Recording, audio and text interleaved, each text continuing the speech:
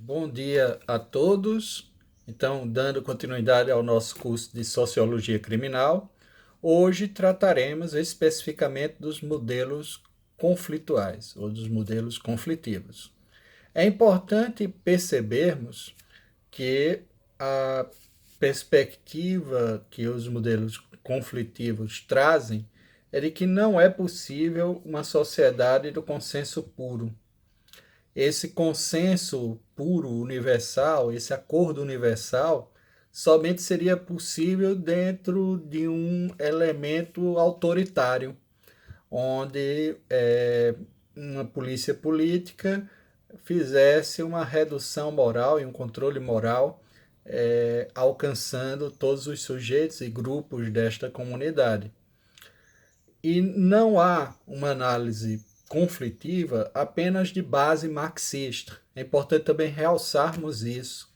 Enquanto a análise do conflito em Marx ela se restringe à questão de classe e, sobretudo, dentro de um desnivelamento e da desigualdade econômica, né, produzida dentro da estrutura econômica da sociedade, há outras análises que vão além e que percebem que talvez esse conflito seja essencial, esteja no bojo da própria constituição da sociedade. E aqui é uma coisa importante, porque Marx tinha no conflito uma dimensão própria da disputa de classe. Ele não essencializava o conflito, tanto que ele achava que isso poderia ser ultrapassado dentro do modelo socialista, que por vezes é uma utopia, né? Dentro dessa dimensão de uma sociedade melhor. Né? E não haveria, portanto, o conflito de maneira essencial ou natural. O conflito era produto do meio capitalista, do modo de produção capitalista e, portanto, poderia igualmente ser superado. Já outros autores, e aqui vale a pena citarmos, né, o Coser e o Darenford, eles não veem o conflito desta maneira. Né? Eles têm, em relação a Marx, uma proposta diversa de uma linha unitária para o conflito. O conflito não seria apenas um problema de estrutura de classe, mas algo imanente e próprio, essencial da vida em sociedade, havendo aí uma distribuição desigual da autoridade. Essa é a questão essencial trazida por Dahrendorf. Dahrendorf não vê o conflito tão somente como um produto de uma disputa entre classes sociais, mas como algo essencial que vem de uma assimetria na distribuição da autoridade e, portanto, estaria presente dentro da própria comunidade essa, essa disputa, né? Essa disputa pela distribuição da autoridade, do poder, que é desigual. O que importa para Darenford é a gênese e autoridade da lei criminal e a ideia de haver um processo desigual de aplicação da norma penal. Esses seriam os elementos essenciais. E há uma ideia comum nessas teorias de que o direito penal não passa de um instrumento, de que os grupos detentores do poder se armam para assegurar o triunfo de suas posições sobre grupos conflitantes. Então aqui há uma questão interessante a ser aí abordada na maneira como vamos fazer esta análise a partir de Coase e Dahrendorf acerca do conceito de conflito, né? E uma hipótese que é trazida por ele é de que as sociedades elas não estão coesas pelo consenso, mas pela coerção. E geralmente essa coerção revela uma relação de subordinação. Não há propriamente um acordo universal, mas uma hierarquização entre vários grupos sociais, e aqueles grupos hegemônicos subordinam os demais de maneira a mantê-los coesos, mas por uma coerção, por uma subordinação de força, de poder. Então é importante percebermos que dentro dessa perspectiva, o conflito ele não só é essencial, como ele faz com que a própria sociedade se movimente e os grupos se organizem e façam com que a autoridade revelada por um grupo subordine os demais. Bom, dando continuidade a esta análise, nós poderíamos aqui traçar algumas questões que são importantes. Poderíamos observar, como é colocado por Taft, que talvez o crime seja produto de mudanças sociais e, portanto, a exigência de uma dupla moral social faz com que esses indivíduos entrem em conflito, porque gera-se aí uma certa perturbação da ordem e das identidades. Ou, na perspectiva do Schelling, nada mais são do que pautas normativas de diversos grupos sociais que são postos em disputa, né, no ambiente da comunidade. Não seria uma análise de blocos culturais em choque, mas propriamente disputas a partir de pautas normativas que são postas por determinados grupos sociais.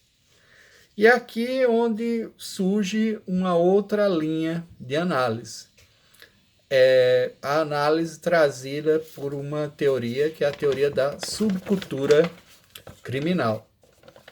Na teoria da subcultura criminal, nós consideramos que a sociedade complexa e plural, e aqui vale lembrar uma análise abrangente trazida aí pela subcultura, de que existem padrões próprios e divergentes da cultura dominante em diversos subgrupos. E esses subgrupos buscam um certo espaço. E nessa disputa do espaço social, eles apresentam essa identidade muitas vezes por intermédio de práticas desviantes. Inclusive, parte dessa teoria passou a fazer uma análise dos efeitos positivos do crime. Sempre a gente faz uma análise dos efeitos negativos do crime, né? Mas há alguns efeitos positivos observados nessa afirmação de identidades, no desenvolvimento da comunidade, na própria afirmação dos valores sociais e outros elementos que são importantes para o crime. Ou seja, até a produção de um certo consenso sobre determinados valores que são afirmados a partir da reação social ao crime. Bom, é importante também frisar, né, que boa parte dessas teorias relacionadas à existência de uma subcultura delinquente vem da análise da delinquência juvenil. E tanto que um teórico que é considerado o pai das teses de subcultura delinquente, o Albert Cohen, ele faz um estudo denominado Delinquent Boys, na década de 40, né, nos Estados Unidos, onde faz uma análise acerca de símbolos, gírias, linguagem, né, da violência, da forma como ela se produz no conjunto da comunidade, e passa a entender que existem sim padrões próprios, né, que são, em princípio, divergentes da cultura dominante. Mas aqui a gente abre um parênteses. Há uma dificuldade entre as várias teses da subcultura em definir o que seria propriamente uma subcultura. Seria uma subsociedade, sociedade que surge à margem da sociedade hegemônica ou do agrupamento social hegemônico? Seria uma mera diferenciação de papéis, onde boa parte das correntes de subcultura traduzem isso, ou seja, de que há uma mera diferenciação dos papéis aí postos, ou uma contracultura, e aí sim um movimento rebelde de afirmação de uma outra identidade cultural. O que seria propriamente subcultura? É essa a grande questão que é colocada. Alguns autores, como Matze e Six, dentro de uma teoria das culturas subterrâneas, dizem que, na verdade, elas são apenas um prolongamento da cultura ou da identidade oficial. Não seriam propriamente uma contracultura. Mas isso eles fazem uma análise, sobretudo, da criminalidade juvenil de classe média. Essa perspectiva da delinquência da classe média, que é muito centrada no hedonismo, no choque de identidade intergeracional, óbvio, mas não tem, e depois quando você aprofunda essa análise, essa rebeldia propriamente não vislumbra uma afirmação de outra identidade, porque em vários momentos eles confirmam e estão dentro da identidade tradicional, dentro do elemento cultural hegemônico, né?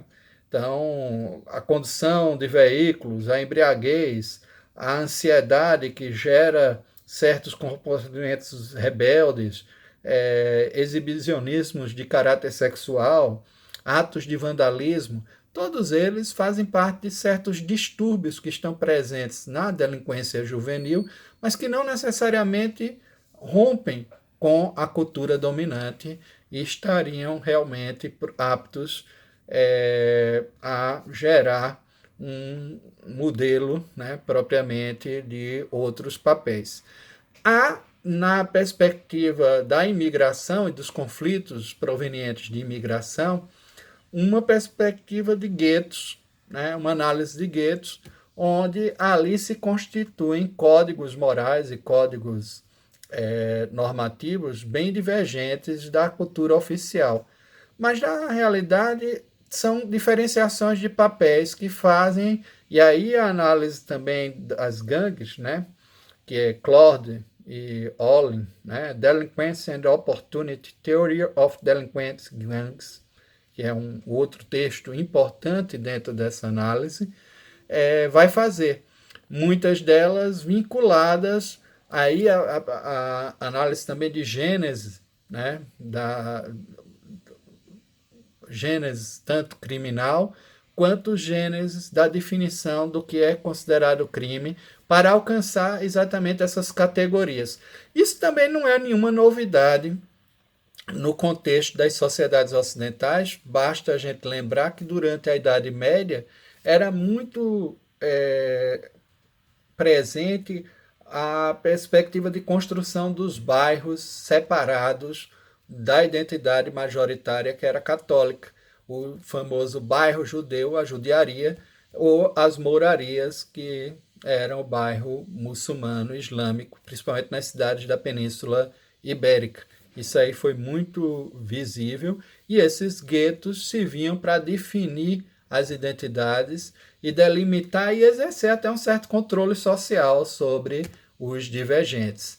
Esse processo de guetificação é observado nos lower class, né? Ou seja, há um status, uma busca de exibição, de força física, mas nem sempre é observado uma perspectiva de rebelião, como querem colocar parte dessas teorias conflitivas que têm cunho marxista, no sentido de que boa parte desses crimes são praticados com o objetivo de reforma da sociedade, de melhoria social. Bom, em resumo, era isso que a gente queria falar sobre subcultura delinquente. Tínhamos alguns outros aspectos aqui passíveis de serem desenvolvidos, né, nessa análise, Mas é importante percebermos que essa análise de códigos morais, de uma dupla moral social, da possibilidade de se conviver entre códigos divergentes, muitas vezes, é próprio de uma sociedade complexa, né, e plural, e, sobretudo, de uma visão de sociedade aberta. Porque, como disse lá no início da nossa fala, caso nós não compreendemos o conflito como um elemento essencial do cotidiano da sociedade, teríamos que conviver com polícias políticas, exatamente controlando os divergentes, controlando pessoas que pensem, opinem de forma diferente. Então, muito obrigado por ter nos acompanhado nesse momento. No próximo encontro, nós vamos tratar da teoria da associação diferencial e dos elementos do aprendizado social que vão depois fixar os parâmetros para o white collar crime, né, o crime de colarinho branco. Até mais e vamos dando continuidade assim ao nosso curso de Sociologia Criminal.